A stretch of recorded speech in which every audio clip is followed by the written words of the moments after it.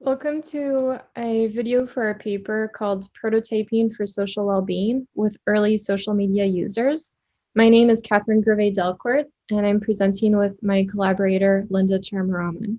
This paper is focused on the experience of young adolescents, 10 to 14-year-olds, on their usage of social media as one of the core mediators today for the unique social processes that they encounter at this age. The contributions from our work, which are much more detailed in our paper, are an account of their social well-being experiences during the 2020 COVID pandemic, a series of activities that we led during a summer workshop with a cohort of middle schoolers, and a description of a prototype that we developed together called Social Sketch, and we'll describe our iterative process later. So we were able to reach our goal of recruiting as many people from disadvantaged backgrounds in the STEM fields as much as possible. And we were able to get kids from 6 middle schools across 3 states and 2 time zones.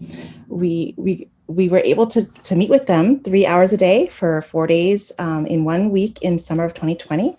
And we facilitated all kinds of different activities with them, small group, large group, seesaw activities and prototyping activities, which Catherine will go through in a minute.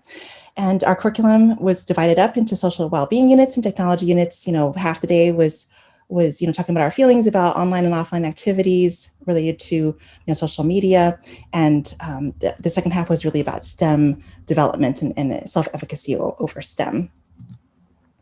So we gathered together all of our data, which included audio transcripts and the activities on Seesaw and their prototype outputs, and we came up with different themes that emerged. And one theme was experimentation. There's many different sites that they had available to them, and some of them were more appealing to experiment with their identities than others, which we talk about in our paper. Theme 2 was about sense of belonging, and if they weren't able to find in-person places where they belonged, they were able to reach out to other networks out there, to explore different aspects of themselves. For instance, their love of anime and finding a group out there that they can really relate to. We also talked about self-care and social support, ways that they can boost their moods by being uplifting on social media, or taking care of other people's feelings by validating, their posts. They understood. We were talking about different ways of dealing with privacy settings to really know what audiences you want to reveal yourself, out there to, so there's more private audiences versus, more public. And we talk about this more in the paper. So a running activity through the 4 days of the workshop was an iterative design of a social platform that was meant to facilitate the specific social experiences of young adolescents and middle schoolers. Together, we developed a website that they called Social Sketch. And the process that we went through was a pretty standard user-centered design process, starting with need finding around building personas. And we continuously brainstormed and designed new ideas. Every evening after the workshop, we would implement changes into a sandbox social platform. And so this platform looked like this in the end.